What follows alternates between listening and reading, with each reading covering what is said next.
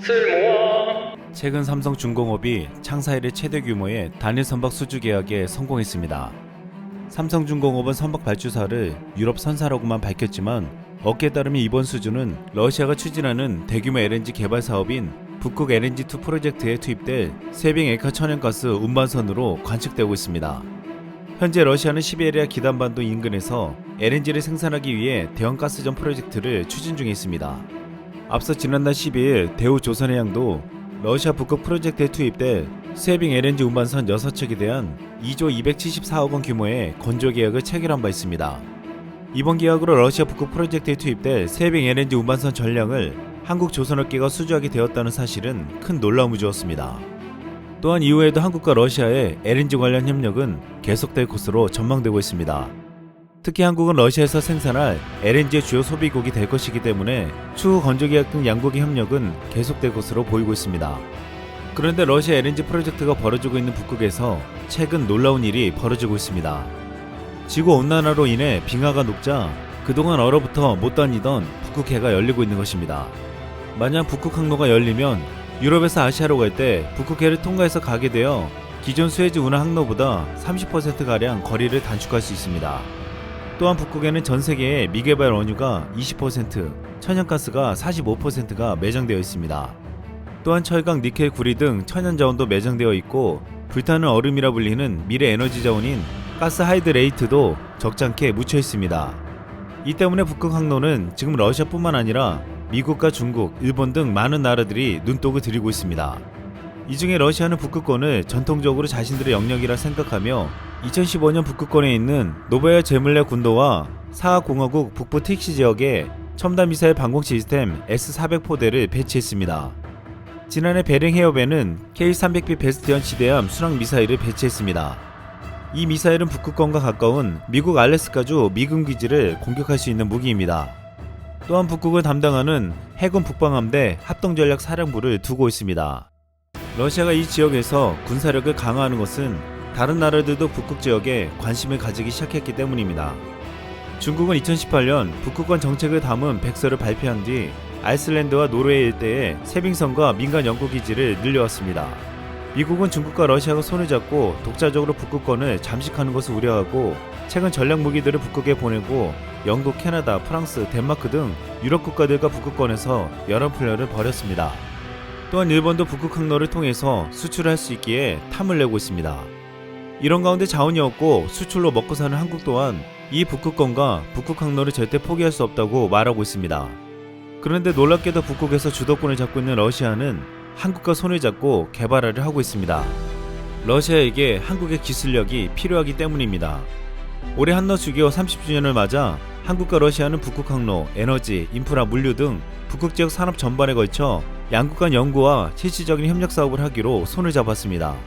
무엇보다 러시아는 한국의 세계적인 수준의 LNG 수송선과 세빙선 기술에 자국의 원자력 세빙선 기술을 융합해 높은 성과를 내려고 하고 있습니다.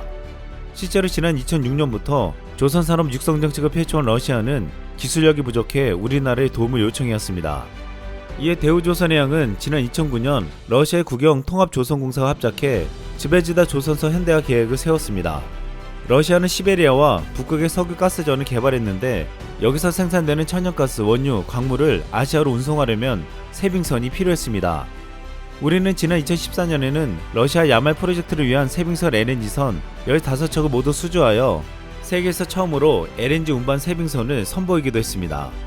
이같이 한국의 대우조선해양, 삼성중공업, 현대중공업은 북극을 운항할 수 있는 세빙선 건조 기술을 가지고 있기에 러시아는 한국조선사의 수주 물량을 늘리고 있습니다.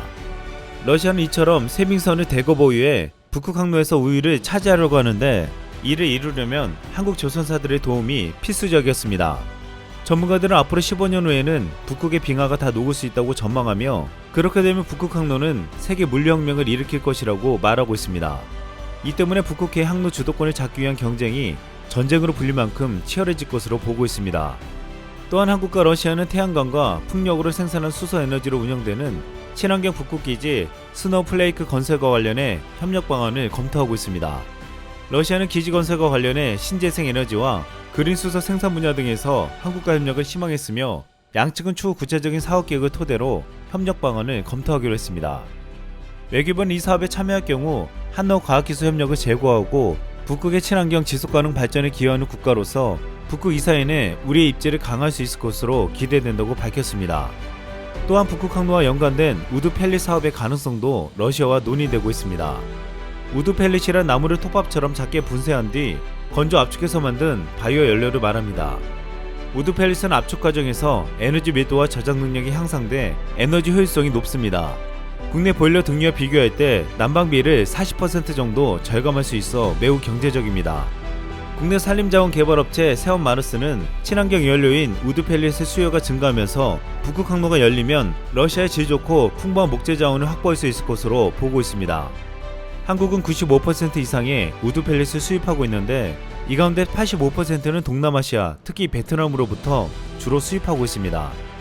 러시아는 2001년 처음으로 우드 펠릿 생산을 시작했으나 이후 생산 설비가 급증하여 생산 능력은 이미 연간 200만 톤으로 동남아를 능가한 것으로 파악되고 있습니다. 세원마르스는 베트남산 우드 펠릿을 러시아산으로 대체할 수 있을 것으로 보고 있는데 문제는 물류 수송비에 따른 가격이었습니다. 베트남에서 수입되는 우드 펠릿은 컨테이너당 150달러이지만 러시아산은 170달러로 가격 차이가 컸습니다.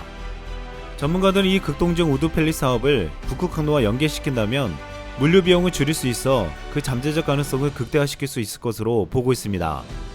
내륙의 산림자원을 활용한 우드 펠릿 사업이야말로 이 부분적인 북극 항로 활성화를 통한 북극 항로 연계 비즈니스 모델로 적합하다고 말하고 있습니다. 만약 이 사업이 성공한다면 우리는 베트남에게 의존하던 우드 펠릿을 더 싸고 질이 좋은 러시아산 우드 펠릿으로 수입하게 될 수 있을 전망입니다. 러시아에서는 최근 기존의 전기나 가스 보일러를 제외한 펠릿을 이용한 펠릿 보일러나 태양열을 이용한 태양열 보일러도 인기를 끌고 있습니다. 그런데 놀랍게도 러시아에서 가장 인기 있는 보일러는 한국 보일러입니다. 경동 나비에는 전통적으로 유럽 브랜드가 강세였던 러시아 보일러 시장에서 압도적인 시장 점유율 1위로 한국 난방 기술을 전파하고 있습니다. 러시아 관계자는 경동 나비엔이 러시아 국민 브랜드가 된 이유를 합리적인 가격을 가지고 있고 기능도 유럽산 고가 보일러를 능가한다고 했습니다. 특히 빠른 온수 공급 능력은 러시아인들의 마음을 사로잡았다고 했습니다.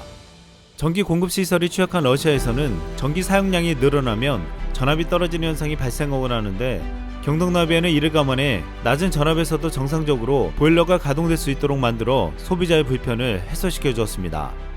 경동 나비엔은 러시아에서 K보일러의 위력을 실감하게 해주었습니다.